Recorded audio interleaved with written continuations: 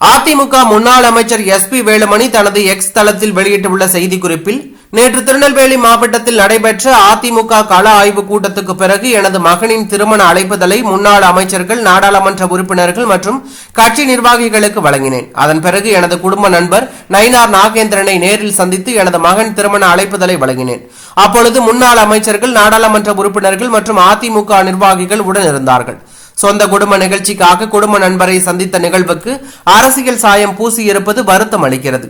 எம்ஜிஆர், ஜெயலலிதா ஆகியோரின் வழியில் எதிர்க்கட்சி தலைவர் எடப்பாடி பழனிசாமி அதிமுகவை சிறப்பாக வழிநடத்தி வருகிறார். அவருடன் எனக்கு எந்தவித கருத்து வேறுபாடும் கிடையாது. இந்த நிலையில் எடப்பாடி பழனிசாமிக்கும் எனக்கும் இடையில் கருத்து வேறுபாடு இருப்பதாக கூறுவது கண்டிக்கத்தக்கது என்று அவர் கூறியுள்ளது பரபரப்பை ஏற்படுத்தியுள்ளது.